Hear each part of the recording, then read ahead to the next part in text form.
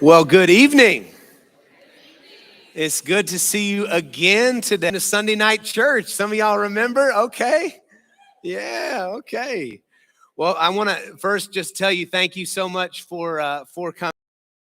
This special night for us. We get to share with you and really bring you alongside so much of what God has been showing us and teaching us and walking us through over the last few years. And this is a night where I really want you to be involved, okay? So we're going to go high tech here. So all of you low tech people, take a deep breath. There will be an option for you, okay? But I really want to have some interaction and some feedback. We've got to be able to do that in a timely manner. So we're going to use something called Slido. If you've ever used Slido before, it's going to be a way where you can interact and ask questions. So what I need you to do is just pull out your smartphone, if you can do that. And again, low tech people, chill. I've got 3x5 note cards waiting for you, David Phillips. So. So what you're going to do is you're going to take out your camera, scan that QR code. It's going to bring you to the Slido screen. I don't know if you have to enter a meeting code or not. If you do, the event code is right there, 980863. If you will put that in, it'll take you in a room, and all you're going to use that for is asking questions. So here's the way it works. If you have a question while I'm go ahead and submit that question on Slido.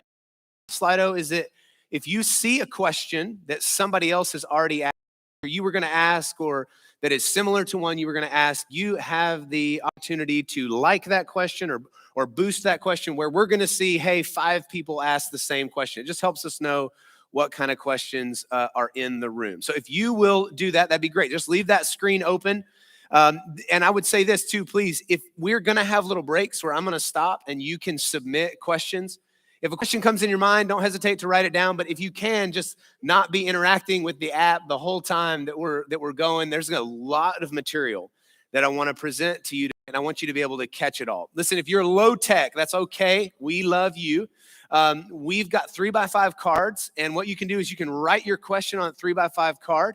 And at our question intervals, just raise that card up, and we will come grab it, and we will put it into Slido so that at the end we can all see the questions and kind of know what everybody has asked. So if you know right now, I'm not trying to embarrass you, but if you know right now you're going to need a few 3x5 cards, why don't you raise your hand, and some of our staff will get you some 3x5s. David Phillips, come on. Who's going to be with David? Who's going to be with David? Come on, somebody else. There we go, Don Irwin. I see you back there on the left. Nathan, to your left. Right over there. If you need them during the night, but we've got some in the back down there. If you need them during the night, then don't hesitate to reach out and grab one of our staff, and we will get those for you. So again, we're going to ask questions. You can ask those during the night, but thank you for being here. Here's why you're here. You got an email, and so you all came. That's great. But the reason that you're here is because every one of you are members and leaders in this church. And what I'm going to be doing is I'm going to go through this same material in a little bit different format in a sermon series in a few weeks' time. But before I do, I felt like it was crucial for each and every one of us to prayerfully process this material alongside of our staff, alongside of our elders. This is something that we need to prayerfully process together. What I'm going to present to you tonight is the result of about 2.5 years worth of work and prayer and listening and lots and lots and lots and lots of whiteboard discussion and expo marker ink.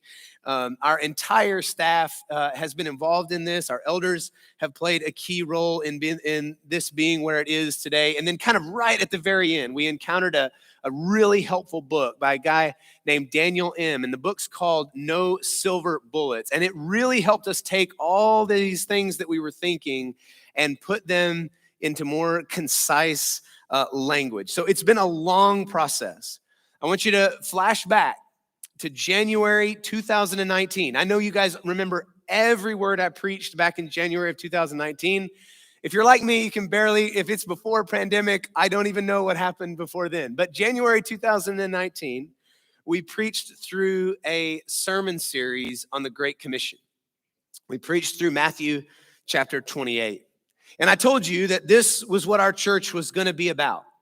And I want you to know that everything that you're going to hear tonight has come straight from that Great Commission mandate. The mission has not changed. The instructions have not changed. And everything that you're going to hear tonight is going to come from what Jesus asks of us in the Great Commission. I'm not going to be tonight introducing a bunch of new things, new activities that we are going to be doing in the future.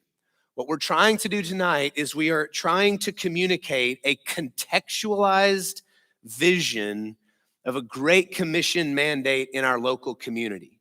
Meaning, if we are to be people that are about the Great Commission, what does that look like in our local context? What words would we use to describe it? That's what contextualization is. What does that look like for us right now at this time and this church to be about the Great Commission?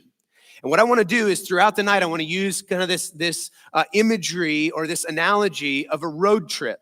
I feel like every one of us, maybe at some point in our life, has been on a road trip.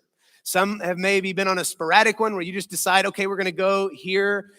Some have been on trips that have been really meaningful, really special, that you've planned for years and years, and you go on a road trip. And I want us to kind of have that image in our mind as we go through the night. Before I go any further, I want you to know what's in your hands, okay? So you have a booklet here that's going to have basically everything that I'm going to say in maybe even a little bit more detail. So don't worry if you miss something, you can go back and review in the book. We're going to record this. You can go back and listen if you want to grab any detail that you missed. That is in your hand. There's also a little insert that says community groups on it. That's something that Matt's going to be going through in a little bit. Don't worry about that right now, but that's what's in your hand. If you want to try to follow along really closely, you can do so in the book. Okay, so a road trip. I want you to think of one. What is just kind of in your mind, what's a road trip that you've been on? Maybe recently, maybe with a family, maybe with a friend. But I remember in 2017, I went on a really special trip. It was Shiloh, who's our oldest son and our only son, and my dad and myself. We were going to go to Colorado, and we were going to go hiking and jeeping. It was a really special trip. I think we have some pictures of it here. But we've all been on a road trip. Next one's my favorite. You can tell these are a little older. This was 2017. I might have a little bit more gray from then, but that's my favorite one of Shiloh following my dad through the mountains. That's a cool picture, just the generations coming together. But we all have special road trips. And if you're gonna go on a road trip, there's a few things that you've got to think about. Know where you're going, right? You've got to know where you're going. You got to know how you're going to get there. You got to know where you're going. You got to know how you're going to get there. And the third thing is you got to know what's going to be important to you along the way. So where am I going? How am I going to get there? And along the way, what are the things that are going to be important to me? And in the same way, as a group of believers that gather here every week, the people set in a local setting here, we need to have a clear vision, a clear strategy, and a clear set of values if we are going to go on this journey. So, where are we going? For us, it's a little bit different. In a road trip, you say, where are we going? You say things like, okay, we're going to go to Durango, Colorado, or wherever you're going to go. For a church, it's a little bit different. The question is not necessarily, where are we going? But the question for us is, who do we want to be? See, as believers, this is more about being, not doing. So it's not where are we going, it's about who do we want to be. And the answer to that question is really important because as we collectively answer that question, that makes up our vision. Who do we want to be as a church? And I want to submit to you that I believe that the vision of this church is for us to be a church where all people can discover and follow Jesus right where they are and wherever they are sent. Read that again. To be a church where all people can discover and follow Jesus right where they are and wherever they are sent. Now let's break that down a little bit and understand that, because what I'm suggesting is that this is collectively, this is what we're saying. This is who we want to be as a church. And the first thing to note is that phrase, all people. Remember in the Great Commission that God's kingdom is flung wide open to all nations and tribes and tongues, that anybody who comes under the name of the Lord Jesus is freely invited into God's kingdom. And we want that reflected here in Nacogdoches. Whoever calls on the name of the Lord will be saved. And we want our church to represent God's beautiful design. The second thing is that we want all people to be able to do, there's a couple of action points there. One is we want people to discover, and the other is that we want people to be able to follow Jesus. So there's discovery and following of Jesus. Now, I don't know where your journey began. I don't know how this started for you. But believe it or not, there are people that walk in our door, and this may have been your story, that don't know Jesus at all.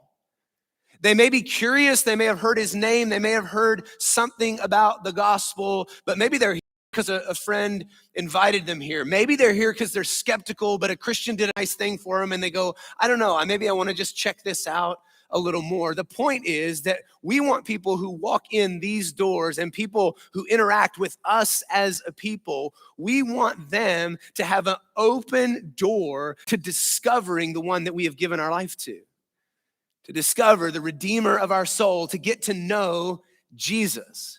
We want this to be a place where Jesus can be discovered. But we also know that Jesus isn't just to be discovered, is he? Those of us who discover Jesus, or rather were found by him, have a call now to follow him. We don't just come to know him on a Sunday and then that's it and it's over, but coming to know him involves following him. It involves giving him the whole of our lives. And we don't want this to just be a place where, oh, good, you get to hear his name, but we want you to also hear the call. And anybody that walks in those doors to hear the call to follow him with all of their lives. And we want this to be a place that encourages people to not just discover, but to follow Jesus. And then there's location. Well, where am I going to do that discovering and that following? Well, wherever you are right now. I think a lot of times we make a big deal about where it is that God needs to send me or where I need to go or whatever. But the point is that God found you right where he needed to find you, right where he found you. And whatever you were in is where he found you, and he rescued you and he redeemed you right in that spot. And then right where you were, he called you to follow him. We don't up and change vocations and leave and go and do all different things. The point is that Jesus can be followed right here in our community. And we want that to be realized in our church. We want people to see the beauty of people in all different areas of life following Jesus right where they are. But it also says, and wherever they're sent. If you know anything about the history of this church, you know that this church from the very beginning, we started as a church that was sent. First Baptist, a church that has taken seriously the opportunity to send people all over the world to advance God's kingdom. You've maybe heard stories about that have occurred and popped up in different generations, at different seasons of life in this church. And we recognize too that we've got a university that's right down the road, where every year we get a whole new batch of students that roll through here, that are likely going to stay here for a period of time and then go. And so what we want to do is we want to take seriously the opportunity for people to discover and follow Jesus, and then allow God to take them wherever it is that he is going to take them. And we want to continue to take seriously the responsibility of being part of sending people to the nations. So that's our vision, to be a church where all people can discover and follow Jesus right where they are and wherever they are sent. But how do we get there? See, it's one thing to say, we want to go to Durango, Colorado, but it's a whole nother thing to figure out how in the world you're going to get there. There's some planning involved. You've got to make the right turns. You've got to know where you're going. And for most of us, how do we get there on a road trip? We just pull up our phone. And it shows us something like that, doesn't it? And it says, do you want to take the shortest route? I don't know if yours does this, but mine does this. It's like the quickest route or the least mileage. And I'm always like, why would just the quickest, right? But how are you going to get there? You've got to choose a way to go. And what you're choosing is you're choosing your strategy. So your vision is where you want to go. For us, it's who do we want to be? But how you get there is your strategy. So the question for us is if we all would say this is the kind of church that we want to be, where people can discover and follow Jesus right where they are, wherever they're sent, that's it. That's who God has called us to be. But well, how are we going to get there? What's it going to take for us to become that kind of church? I want to put before you what I believe is the strategy for becoming that kind of church. And we do that by focusing the whole of our lives on apprenticeship to Jesus and participation in his family. Now, there may be some odd words in there. You may be already thinking, like, we got to talk about this apprenticeship thing, and we'll get there. The first thing I want to point your attention to is the word focusing, and focusing what? The whole of our lives. That's WHOLE. Focus implies what? Focus. It's not haphazard, right? Focus is something that happens intentionally. If I'm going to focus on something, it means I'm locking in on something. And what we're saying here is that we're going to lock in the whole of our lives. Again, WHOLE. And the reason that that statement is important to say the whole of our lives is that being a Christian, being a follower of Jesus in this community is not a hobby. It's not something that we just do on the weekends. It's not something that would be great with my spare time. It's not something that I just do in the business world or in my social life. The point is that the call to follow Jesus is a call to give him everything. It's a call to surrender everything, the whole of your life. So we're saying that we're going to focus, we're going to key in, lock in the whole of our life on two things. And the first is apprenticeship to Jesus. Now, again, I get it. This may sound like a funny word, especially in a church context. It's not if you walk out those doors and talk about apprenticeship, but it's a funny word to use here in the church. But here's the deal. It literally means to learn through relationship. That's what an apprenticeship is. It's a relational learning process. If you're going to be an apprentice to an electrician, you have a relationship with an electrician and you follow them around in such a way that you learn how to be like them. By knowing them and understanding their craft and learning and being taught by them is what apprenticeship is. You might recognize this word because the other word that you often hear in the church is discipleship. Now, we made a decision. Discipleship is a great word. It's in the Bible. But what we've discovered is that people have a hard time understanding what that actually means. If we were to ask people, what is discipleship? Even in the church, you're going to get 100 different answers. And what we found is that can be a little bit confusing. We want to be very specific in what they're talking about. Because for Jesus's disciples, discipleship meant the same thing as apprenticeship means for us. They were literally learning from Jesus in relationship, how to be like him in their lives. That's what they were doing. They were apprentices under Jesus. And we are learning the same way. And we have a leader and a guide, one that will show us all truth and lead us into all truth and teach us about Jesus. And right, we know who this is, and convict us of sin. We have that teacher living in us in the person of the Holy Spirit. And the Holy Spirit, believe it or not, in each one of us is teaching us, if we will learn, how to live like Jesus. One of my favorite quotes is by Dallas Willard on this subject.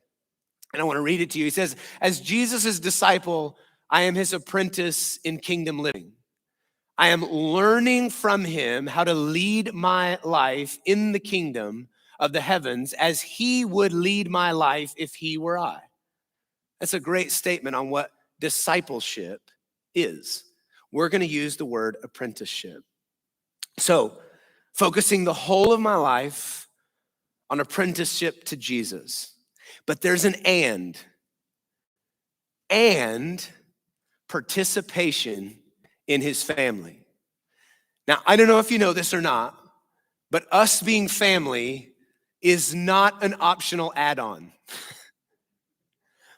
I'm sorry, but the design from the very beginning is that Jesus is gathering for himself of all nations and tribes and tongues a family, a bride, a collective group made up of all these odd, strange pieces like you and me, and he's gonna bring them together and call them family.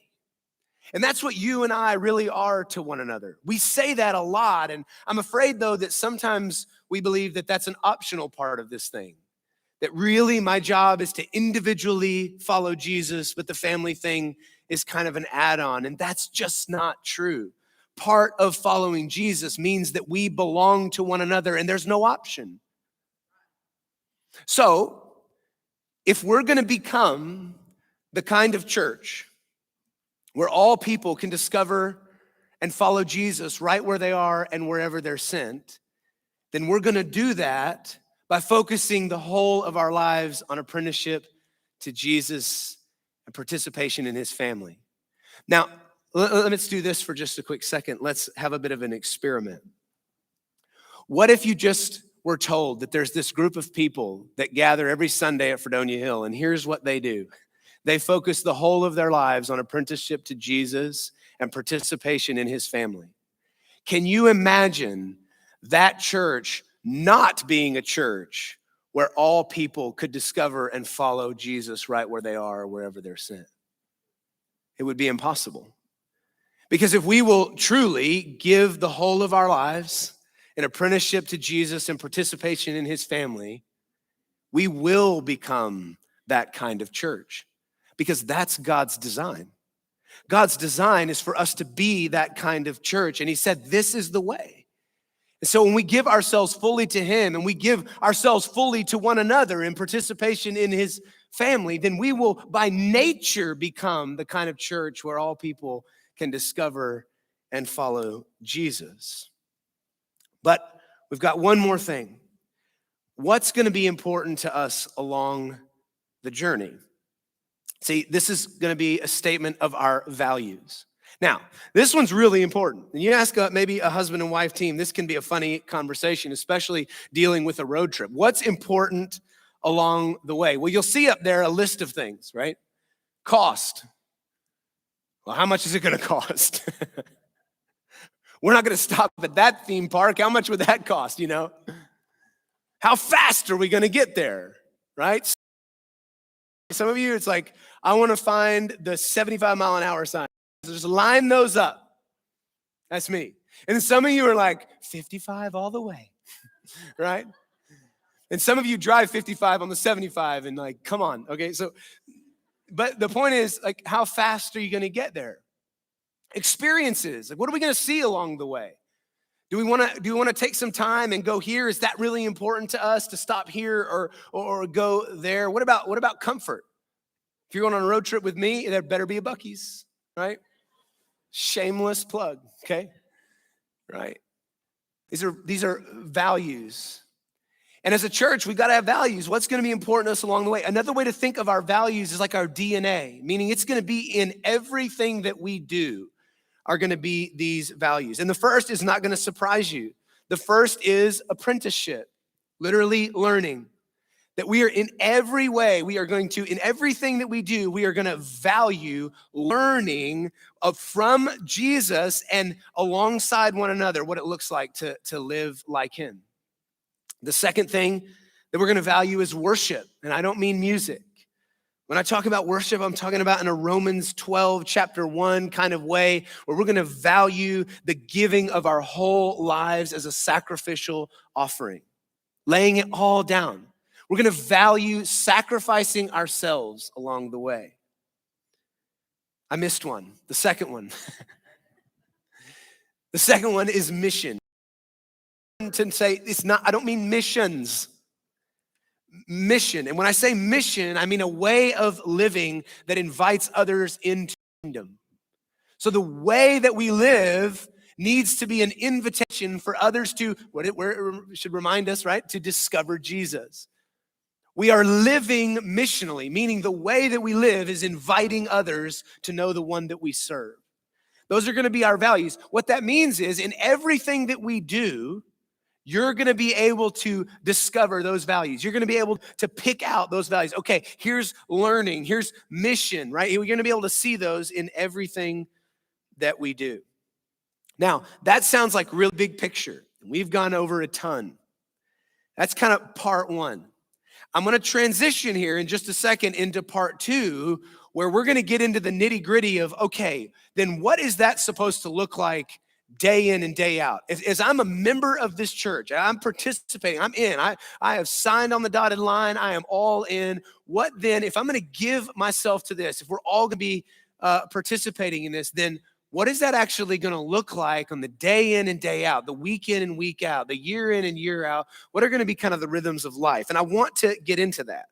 But I'm going to pause real quick, and we're going to put the Slido information back up on the screen. And because we're going to move into a different section, I want you to just take about 30 seconds. And if you had questions on that first section, I want you to take a minute, and I want you to submit those questions on Slido. Again, if you want to write a question manually on a 3x5, raise your hand. We can get that to you, and then we can get that submitted for you. But I want to give you just a quick second before we move on.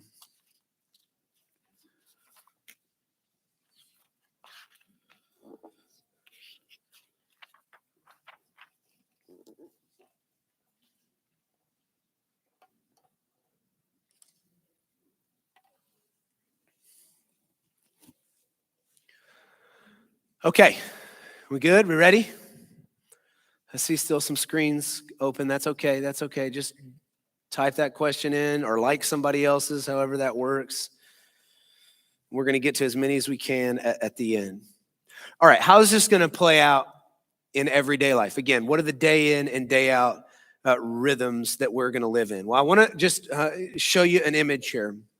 It's going to give you a big picture overview on how all of this really plays out. You're going to be right on the Great Commission, the page to the right. We got that. Okay, there's the overview. So how's this going to play out? Well, we all have to start, right? The very beginning there, it says starting points. Everybody has to begin this journey somewhere. I don't know where yours began, and I love hearing the stories. How did you end up at Fredonia Hill? What is it that has brought you here? Maybe, I don't know, but that's the journey. And then there are ongoing steps. Our ongoing steps, these are consistent practices to keep us moving towards the destination. On a road trip, this is like filling up with gas, right? If you stop doing that, the road trip's over, okay? Consistent things that are the same that you keep doing over and over to keep you moving towards the destination. And then finally, there's unique steps.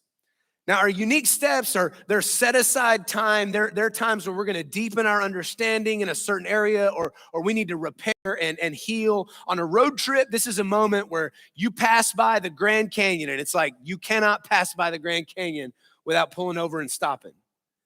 You got to stop, you got to take it in, and you're not going to pass the Grand Canyon an hour down the road. It's unique, and you need to stop, and you need to pull over, and you need to take it in. And all of this together is going to kind of form the practical day in and day out way of living this out. Okay, so let's look at those more closely. Let's first look at our starting points. Again, everybody has started their journey somewhere. I want you to think about where did your journey begin? For some of you, it's a story that brings a smile to your face, and you go, oh yeah, so-and-so invited me or whatever, or mom has been dragging me here, since birth or whatever, but how did you get here? Maybe it was a crisis in your life. This was a place. Maybe it was a friendship. I don't know, but everybody began somewhere. And where you begin in this family is a starting point. Some start already as Christians, some start as skeptics, some from tragedy, but we all begin somewhere. And what we need to begin to learn as a church is kind of to have a paradigm shift in understanding the way that people come into contact with our church. Most of the time we think, okay, well, we need to just do a lot. We need to do some welcome events. Like we need to do events that invite people to the church, that get them here. And I'm going to just submit to you that I think is great, but it's a very small percentage of the way that we actually reach our community. Instead of just doing welcome and outreach events, what we want to do is we want to work inside this church to create a culture of welcome. A culture of welcome, meaning we are, as a people, this group is a welcoming group of people. And so what that means is that if we establish a culture of welcome, then that's going to exist in this building when we gather, right? If somebody walks in the doors on a Sunday morning and there's a culture of welcome here, what are they going to feel? Welcomed. But if it's a culture of welcome, then it also goes with us when we leave. So the way that we're living our life is an open invitation for people to come and see, come and be a part of what we have going on here. So whether somebody walks into your Sunday school, they ought to experience that culture of welcome, or whether somebody walks into your office, they ought to experience that culture of welcome. Whether somebody sits next to you for the first time in church or they are on the treadmill next to you at the gym, they ought to experience that culture of welcome. Maybe in between deep gasps, but they ought to experience that whether they're here or there. Next is our ongoing steps. Now, what we've called this is our rhythms of life. So these are going to be the normal things that we're doing, okay? So these are the practices which are continually pursued with the goal in mind. I want to say that again. They're continually pursued with the goal in mind. I want to break these down into two different categories of practices. So practice is just something we do. There are individual practices, and then there are family practices. Individual practices and family practices, okay? And again, these are things that we're going to do over and over and over again because we are believers that are bought into this church. Individual practices. Those are things that are, you guessed it, individual in nature, right? These are things like spiritual disciplines. We ought to routinely, as followers of Jesus, be participating in spiritual disciplines, in solitude, in prayer, in scripture memory, in Bible study, in fasting, etc. We could go on and on and on. But the point is, these are individual disciplines that I give myself to make space with God so that I can become more like him. They're relational habits, right? And we ought to be continually, in an ongoing way, participating in those practices. The second category for individual practices is work. Now, this one may be really odd to you. Work? Well, that's what I do when I'm not here. Thank you. And I'm thinking about it for tomorrow already. So would you kind of move along, right? Now, this one is interesting because we don't often think of work and worship as tied together, but I want to try and recalibrate that a little bit. God called us in the very beginning in Genesis. God called human beings to steward and cultivate the earth, literally to work for his glory. Every one of us works in some way or another. And everything that we do, our work is worship, not unto men, but unto the Lord. And we ought to be a people in our individual lives that are redeeming work and making it holy because it's an offering to God. So I'm not just doing the Christian thing in my spiritual disciplines, but even when I go into the workaday world, I have an individual practice of worship in the midst of work. I am redeeming work, that it's an offering of praise before God. And that ought to be true for every one of us, regardless of job status. And then the final category of individual practice is missional living. And missional living, simply stated, is just always looking for the opportunity to share Christ with a neighbor. And that culture of welcome goes with us wherever we go. It's always looking for an opportunity to share Christ with a neighbor, whether that literally be the person that lives next to you or the person you work with or the person that God has miraculously brought into your life through some strange set of events. Am I living missionally? Meaning, am I outwardly looking for ways to invite people to know Jesus? And those are individual practices.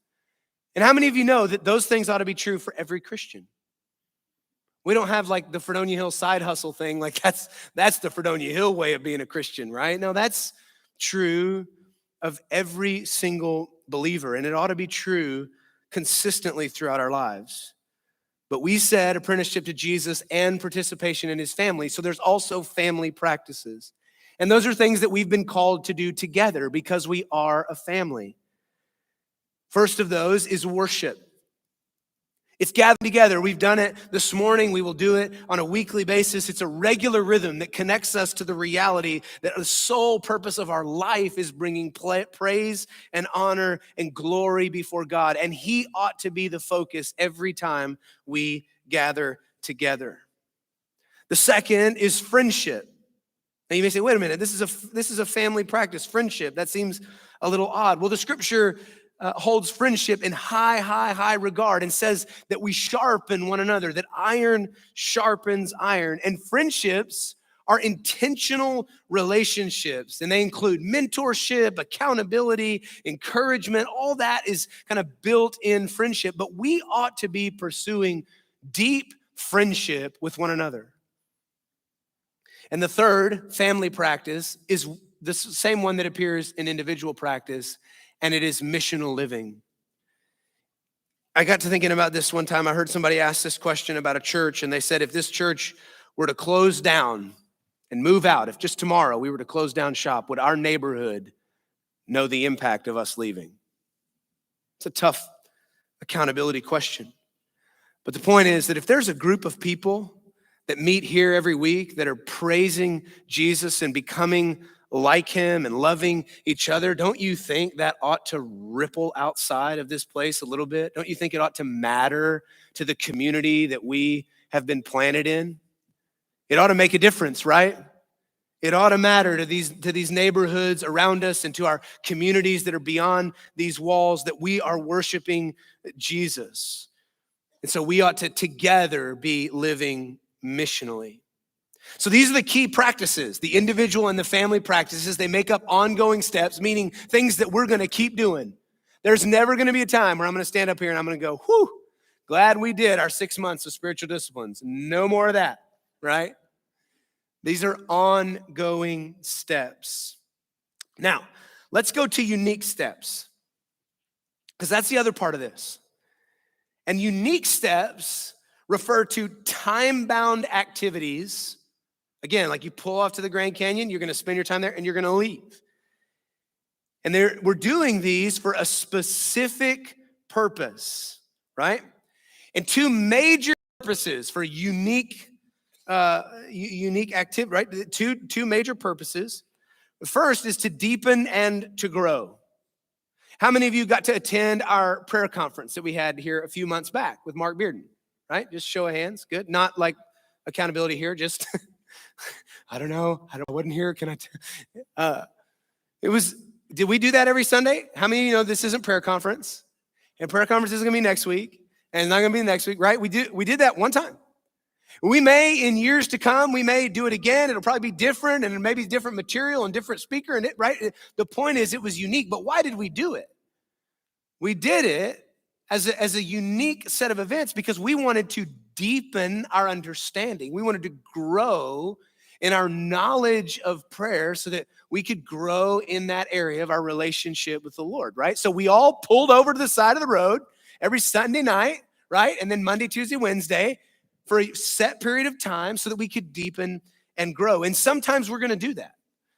And that's going to happen sometimes in a community setting like prayer conference, and sometimes in an individual setting. You might say, I need to set aside the next few months, and I really need to dig in and study this topic. I just really need to grow in this area. You may do that individually. The other major purpose of these unique steps is to repair and to heal. And we don't like to talk about these very much. Don't like to talk about this on a road trip, right? But I remember taking the kids to camp and coming back, and there was definitely a need for repair because I ran over a tree, okay? Way back, and the tire blew up, and Blake and I had to pull over to the side of the road and fix the blown up tire in the tree under the truck, right? So that's a time that it's good to pull over, right? It would have been bad for us not to pull over, okay? The point is that there was repair that was needed. And how many times do we go through that in our life, and instead of pulling over because there's a tree in our rear axle, I'm just gonna get there. I don't need to pull over. I'm just gonna get there. Just grit through it and get there, right? And how many of us end up broken, burned, exhausted, like all those things that come with it because we didn't take time out to repair and to heal. An example of that may be pastoral care. Believe it or not, we are a huge part of what our pastoral staff does is we sit and we listen to stories and we pray with you. I've sat in the room with many of you as you shared hard things in your life. And I don't have the answers, but I've had the gift and the honor of stepping in that hurt place with you and praying with you and celebrating the wins and hurting in the losses and crying with you and praying and seeking God's wisdom and seeking the truth together. And sometimes that's good for us. We need that. Sometimes we need somebody to listen. Sometimes we need to tell somebody about our sin. Sometimes we need to pull over to the side of the road instead of just persisting in our sin. And we need to grab a friend or a pastor or whatever and go, hey, I'm struggling. And I need to name and confess that out loud. I need to talk to somebody. That's a unique step. I'm pulling over to the side of the road. And sometimes we just need to rest and to heal. Sometimes we need to take a sabbatical. The Lord built in Sabbath rest, right? Every week, the Lord built in a time for us to pull over to the side of the road and rest. These are unique steps, right? And we'll do those for both to deepen and to grow and to repair and to heal. So I want to just review that real quick. I want to throw all those back on the screen, okay? So you understand like practically how this looks, okay? We've got our starting points. This is where we begin the journey. All of you have begun the journey, okay? So you should all be kind of in this combination of where we're going here is we're all doing these ongoing steps, these individual and family practices. Every one of us is doing those. And then there's going to be times where we pull over to the side of the road because we need to repair and heal. We need to deepen and grow. But those two things, the combination of ongoing steps and unique steps, mark our normal rhythms of life as a church family and your individual life. That's the beauty of it, is that it grabs both of those together. Now, there may be some of you in here that are saying, wait just a minute. What about Sunday school? What about, and then name that program, right? Whatever it is, some of you are very suspicious of where this is going right now, and you're wondering what I'm about to add or cut, okay? Don't worry. Smile. Listen, here's the point. What about our programs and events? What are those things for? Here's what you need to know, because I think a lot of times we go to those things just because we're supposed to. Do you know why? Do I know why Sunday school is important? Do I know why these things are important? Here's the deal. Everything we do in the category of an event needs to be held accountable to a standard. And here's what that standard is going to be. And I just want to say this by saying nothing's on the chopping block, okay? So just don't stress. But everything's going to be held to a standard. Does what we are doing equip and encourage us in our practices? Does what we're doing right now equip and encourage us in our practices? All those practices that I just listed, those individual and family practices, if what we're doing when we gather and do that thing isn't encouraging us or equipping us to understand it better and to participate more fully, if it's not doing that, then we really should be asking the question, then why are we doing this? If it's not moving us along in the direction we said we were going to go, why are we doing it in the first place? And I think the beauty of this church, one of the things I think we have really dialed that in. I feel really, really, really, really good about the things that we are doing, and we have run everything through that standard and feel really good about the things that we're doing. But when future things pop up, that's the question we're going to ask. Does this equip and encourage us in our practices? Okay, that said, there is a little category of things. There's lots of terms today. You will learn all of this in time.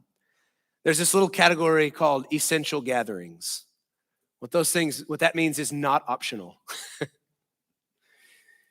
These are routine gatherings. These are not programs. Just don't feel good about calling these programs, okay? Or events or whatever. These are routine gatherings of believers that are essential to building up the body and remaining on mission. And there's no opt out for any age. They encompass all of us in some way or another. It may look a little different depending on age, but every single one of us needs to participate on a routine basis in these essential gatherings. All of these are going to fit in that ongoing steps. Hebrews 10 gives us a really stark warning. It says, do not neglect to meet with one another. Do not neglect to meet with one another. So here's our essential gatherings. There are three, okay? Three essential gatherings. The first is our worship service. So this is a time when we're all going to come together. We came this morning. We're all going to come together. We're going to sing and we're going to praise God. We're going to open his word. We're going to read his word. We're going to learn. There's going to be preaching. We're going to take communion together. We're going to give of our tithes and offerings. We're going to worship. Like all of that is going to happen in that Sunday morning gathering. It is a crucial time for us all to come together. The second thing, it's a little bit smaller group, but the second thing is Sunday school. Now, our Sunday school class is where it's a little bit smaller, so you should be starting to get to know people on a little bit deeper level. You should start to be familiar enough with one another that you can be praying for one another throughout the week, that you're in tune with what's going on in each other's lives, that when something happens, you can be there and support one another. And it's also the place where we're opening the scriptures and we're deeply studying and discussing and applying it into our lives. It's absolutely essential that we open the scriptures in the context of community and study and work it out in the context of our lives. And that happens in Sunday school. It's an absolutely essential gathering. And then the third, and this one may be unfamiliar to you, that's okay. There's a lot of learning to do here, and we're going to figure this out together. But the third is community groups. Now, I've used the word paradigm shift enough today, but I'm going to use it one more time. We're going to have a lot more definition on what community groups are. The first time you probably heard that was right when we got into all the crazy COVID stuff. You heard us talk about community groups. College students have had a version of this now going for a few years now. We're going to give you a lot of definition in the coming months. I'm going to preach through something in February that's going to give you a whole lot more. But here's the paradigm shift that I want us to have. We need to start to highlight and encourage specific types of relationships. So what we're looking for is to define as a community group, what we're saying is this a friendship that has these things happening in it? If it is, it's a community group. And I don't care if it happens at the golf course, the coffee house, or behind your shop, or what. I don't care where it happens and who it happens with. It does not matter as long as it is believers and there are these things happening. Matt's going to fill you in just a second on what those things are. But it's a type of relationship, not a program thing that I go to. And we need to take seriously the development of those kinds of relationships. There's not going to be sign-ups. There's not going to be, a bunch of organization behind it. It's going to be whether or not we take these kind of relationships seriously. So Matt is going to tell you more about that. And as he comes to tell you a little bit more about community groups, real briefly, I want to tell you that right after this, we're going to go into our Q&A. So as Matt comes, I want you to if any questions from that section, go ahead and write those down. You've got the Slido information on the screen. Go ahead and write those down. Matt's going to share a little bit more about community groups, and then I'm going to go gather your questions, and we're going to go into the Q&A. Go ahead, Matt. All right, so so you've heard a little bit, and this is just kind of serving as a little bit of a teaser tonight, okay? So you're going to have a lot of questions about this, we know, moving forward. But what a community group is, just kind of a real quick, simple definition. It's a smaller group environment. So think like worship service, it's here, it's large. Sunday school, a little bit smaller. Community group, even smaller. It's a small group environment with a purpose of spiritual formation through friendship, through a deep friendship where you can have deep, meaningful conversations, and that can be centered around the gospel with spiritual formation. at the heart. And so you can kind of see on your little handout here, your little insert, there's a couple different essential questions towards what are community groups, kind of the what, the why, the how, and what does this look like? And so, like I said, it's the purpose of spiritual formation through authentic friendships as we share life together, as we bear one another's burdens, as we're involved in each other's lives on a very, very personal level. And so we've identified 3 core elements. And as you heard, like, it doesn't matter where this takes place, if it's, at your coffee shop or whatever, if wherever this is taking place, as long as these 3 core elements are present, then you're in a community group. Then that's a community group for you. So there's 3 things. The first thing is accountability. Accountability. We want to have transparency through times of confession. We want to be quick to offer grace rather than judgment. And we want to be there to encourage and to support one another. A place where deep accountability can take place. The second thing is challenge. A level of challenge through relationship. It's a focused conversation around a central text or theme or something that's, maybe you're wrestling through scripture together, whatever that looks like. It's a centralized, focused conversation, not just, gathering to talk about the weather and all those kind of random things. But it's a real pointed, gospel-centered, challenging moment where you wrestle through scriptures. It's this idea of sharpening one another's faith as you're meeting together. And the third thing is just commitment. It's this deep level of ownership.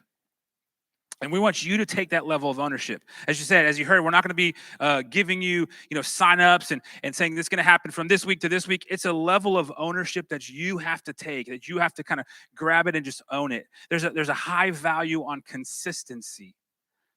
And also this idea of invitation rather than placement. At the beginning of COVID, when we did our first round of community groups, we did placement. So we said, hey, you sign up, we'll place you in a group. It's not going to be like that. It's going to be you inviting people in. It's this idea of invitation over placement, really with this idea, with this type of friendship through spiritual formation. And so there's a couple other questions. I'm not going to go through all these tonight, but why are they important? How often should they meet? You can see those there. But if you look at the back side of this, because maybe you're sitting here, you're thinking, man, I've never done anything like this. I don't even have a first idea where to begin.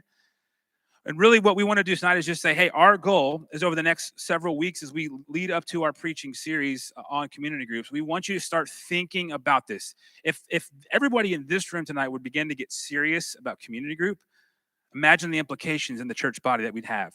So start thinking about it. So we say, man, I don't even know where to begin. That's a great a question, because here we put on the back what they should look like. This is just a sample structure, because maybe you have no idea.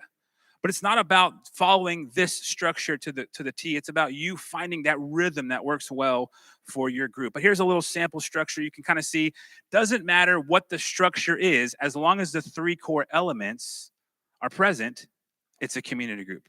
And so here's a sample structure, but at the bottom, you'll also notice there's a QR code. And so if you take your phone and you scan that, also that's a list that we've kind of put together of some resources. There's some book ideas. Of course, your best resource is always going to be the Bible, right? But there's some other ideas, some different books, parenting books, just spiritual growth books, books about raising children, different kinds of books. We've kind of put those together. There's also some Right Now Media studies. We have Right Now Media at our fingertips, if that's something you're looking for. And also we've put some resources there for children as well. Because as you get together, and your community group happens at your house, but you need something for your kids to do, you need something for them to be growing in. So you've got some resources there for children as well. But so just take your phone out and open up your camera, and you can scan that QR code, and it'll give you those resources. And so this is just a quick snapshot of what this is going to look like as we move into the future. And so start thinking about that right now. Start thinking about, who would I invite into a group? How could this look? What would it look like for me to jump into a community group? All right. So at this time, we're going to go ahead and get ready. We're going to throw the Slido picture back up on the screen. If you have any questions, remember, you can go ahead and send those in now. And I believe Pastor Kendall is going to take us from here.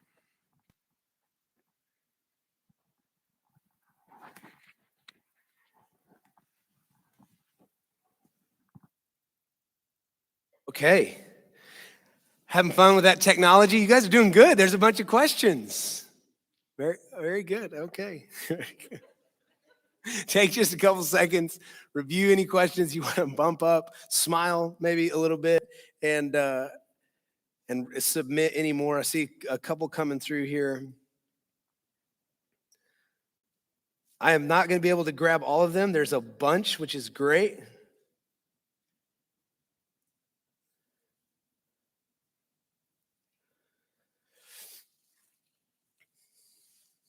Okay, I'm gonna try to group a few of these because they're somewhat similar.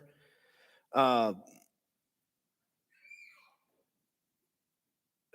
there we go. Okay, there's a couple of questions about different programs.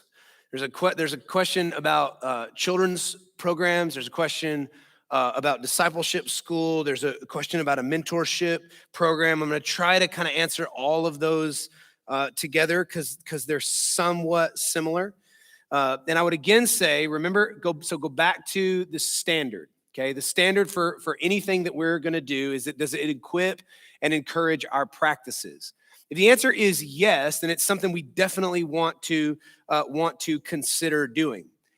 However, the thing that I want you to realize, and you guys know this, is that we cannot just add a mass amount of events and gatherings and things that happen here, okay, for a couple of reasons. Number one, and I'll just be straight and maybe a little bit humorous with this. Number one, you don't come. That's okay. Just the staff got that one. Okay. No, and I'm being serious. And the reason why is, and I'm not, it's not a knock at all, but the reality is that we are, and you are living in a world, like it or not, where our schedules are what they are. And our space that we have to gather is somewhat limited. And we can rail against the world all we want to and go, okay, that's a terrible thing. And I agree. And in many ways, I would say, yeah, we need to not work, do those things we're doing, and we need to be here. And is that true? Yeah, in a lot of ways that's true. But at the same time, the reality is, and statistics will bear this out, you typically give us, in terms of times where we're all going to gather here together, you typically give us 2 to 3 hours of your week. That's what we have. And so what we've tried to do is we've tried to say, okay, and understand this too, that we're kind of a commuter church. You may not think about that because we are in a smaller town, but we've got people that drive from all over the place to be here, okay? Many of you probably even drove, over half an hour to be here tonight, okay? So that's a factor here. So what we've tried to do is we've tried to say, if that's true, if we get 2 to 3 hours a week and people are coming from all over the place, then we're going to try to pack as much into Sunday morning as we possibly can.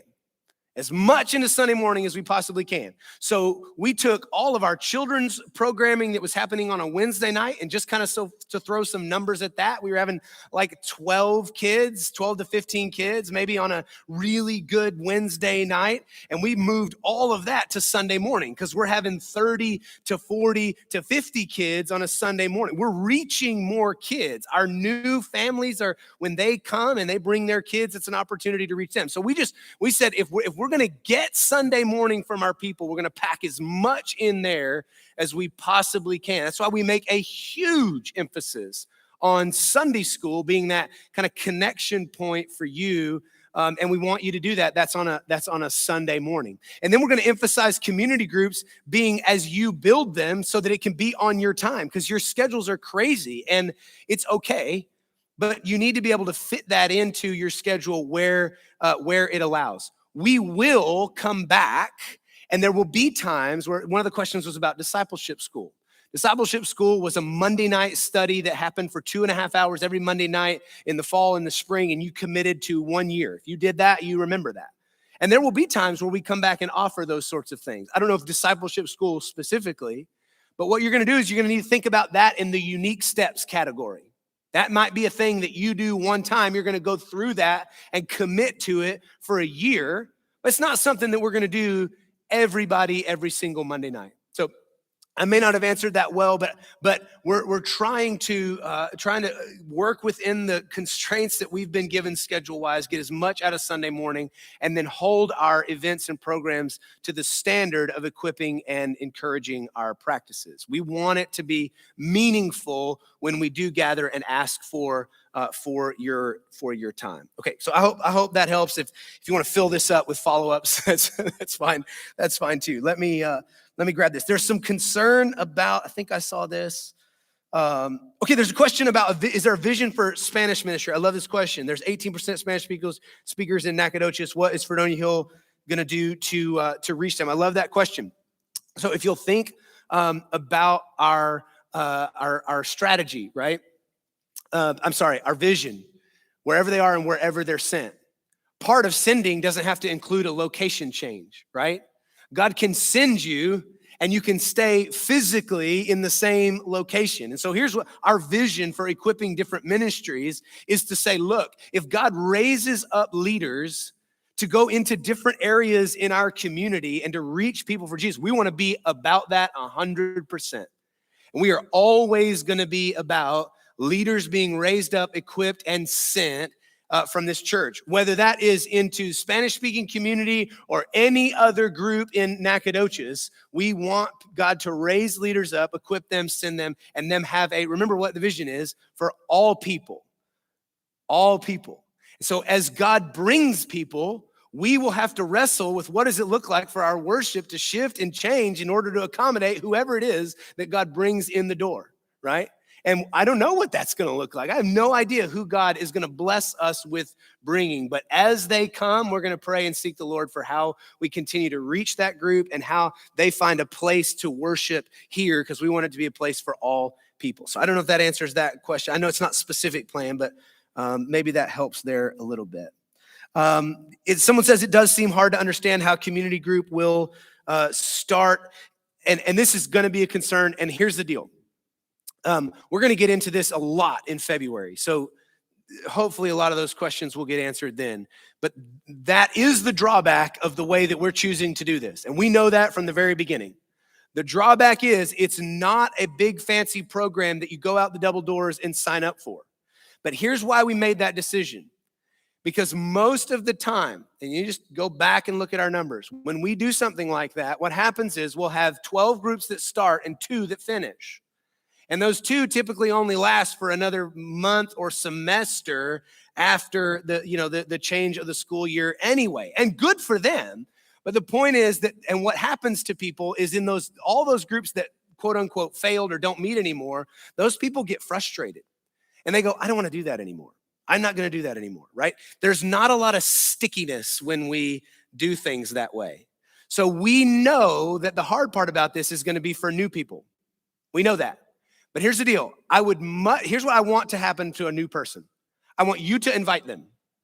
And I want them to come with you to Sunday school class and meet all of your wonderful friends that are displaying a culture of welcome within the group. And then who knows, they might make a friend there. And as they make a friend, if we're living missionally, which we said we were going to do, if we're living missionally, then the Holy Spirit might prick our heart and go, man, so-and-so it's been coming to Sunday school class. I'm going to invite them to my community group. We got a group that meets on Wednesday mornings at 6 a.m. at Denny's, and why don't you just come along? And I promise you that if that's the way it happens, they will stick in that group maybe for a lifetime. It's a longer road to get to Denny's, but they'll be at Denny's longer. And I want people to be at Denny's longer. I want relationships to last longer and go deeper rather than for a semester. And then they go, wow, that was, you know what I'm saying? So I know that's a kind of a crass, maybe a little bit of an answer to that. But I'm serious. We want meaningful relationships, and that's hard. And that's going to take all of us working together. But I think it's going to be worth it. I really think that those significant relationships are going to be worth it. And we're going to have to be outward focused and recognize somebody's new in your Sunday school class. Don't assume they're just going to go sign up for a program and make a friend. You go and be that person, right? I just think that's going to work a whole lot better. All right, I'm going to jump back up to the top and see if.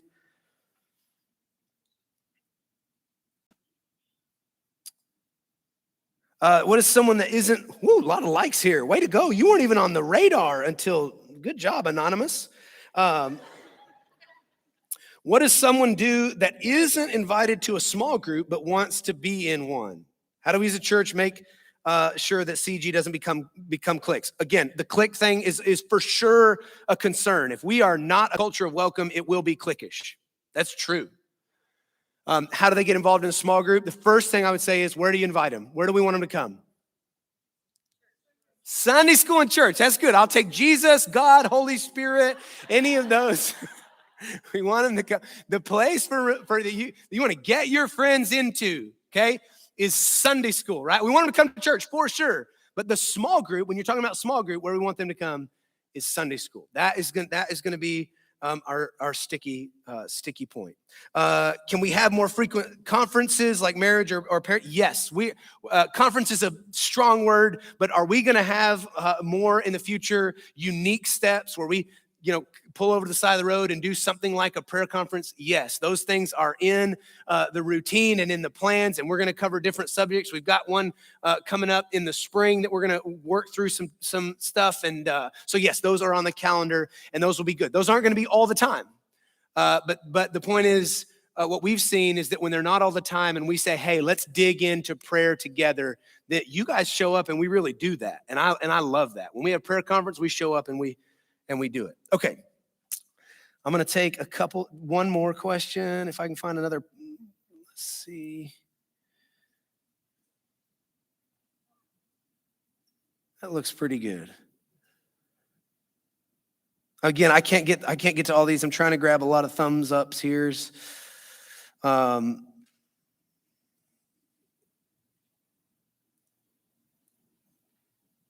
Okay.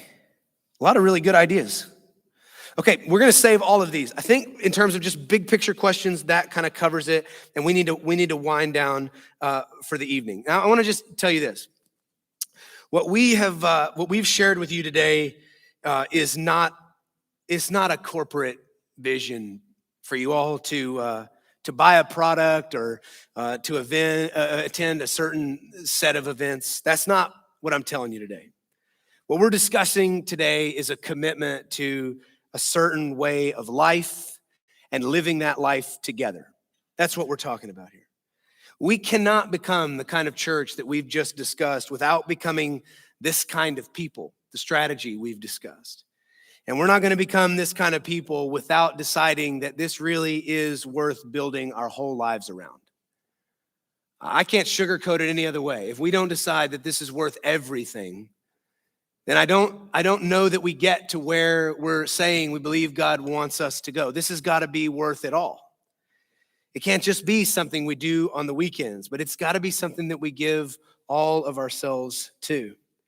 And I want to take some time. I'm gonna have our staff pass out some cards, and what these cards are is they're an articulation of our vision and our strategy in a personal way. It's just like if you were to say it in a sentence, this is the way that maybe you would say it. What I want you to do is I want you to take this home. There's so much more to say. Guys, there is so much more to say. And I do want to say that I am open to as long of question and answer as you want, as much time as you want to take. I want to answer all of your questions. There were so many good ones here. So please don't hesitate to reach out to me for questions. I'm going to try to see other names of questions here and try to get to you and answer those as much as I can that we couldn't answer tonight. But on that card is that statement. And at the bottom, there's a spot for your name and the date. And I really believe that this is something that we have to do together. Again, this isn't some corporate thing. I'm just asking you to buy a product. This is something that we're saying we're going to live this way together. We don't want the cards back. I'm not giving this to you for you to sign and return and for us to see who's in and who's out. I don't want it to be that way. I want you to take this home, and I want you maybe with your friends or with your family or whatever. I want you to sit down, and I want you to think through the statement that's on that card. I want you to think through what it means to be part of this wonderful family here. And I want you to decide whether or not it's worth putting your name down. Now, if you don't, we're not kicking you out. You're not going to not become a member. It's like, calm down. It's none of that. But I just really want for us to really look this in the eye in simple terms, and then just kind of recommit, kind of re-give ourselves to this thing and say, okay, I'm in for this. And when that moment comes, when you're ready to do that, just write your name. Write your name and then write the date. And what I want you to do with that card is I just want you to put it somewhere where you're going to see it. Maybe it needs to be in your Bible somewhere where you're going to flip it open and you're going to see it. Maybe somewhere in your home or in your vehicle, wherever, just something that reminds you. Because remember, this is us giving the whole of our lives to something. And I think we need to be reminded of that often because we can kind of start to drift, can't we? Just put it somewhere where you're going to remember that on this day, I said that this was worth it. With these people, with this place that God has put me, I said that this was worth it. I want that to serve as a reminder for us. I really, really, really appreciate you listening. And I know that tonight there are probably more questions than you even got answers. I hope that most of it was pretty clear. And what wasn't clear, please hear me say, I want to spend as much time with you as you need in order to understand. And I don't have all the answers. We're walking this through with you. And some of your questions are going to help us even shape this going forward. But please reach out to any of our staff and to me if you have any questions about it. But seriously, thank you for being here and listening. I've asked Mark Clark, who's one of our elders, to close our meeting in prayer and just to ask, more than anything, just to ask God's blessing on this house and this place, on these people, for us to be who God has called us to be, knowing that we're not going to get there on our own. We're not going to do that by some miraculous work of our effort, but only as we surrender the power of the Holy Spirit, as he leads us and guides us. And I've asked Mark to pray that over us this evening. Matt, do you have the microphone? Somebody, where is it? Oh, there we go. I'd share, but I just...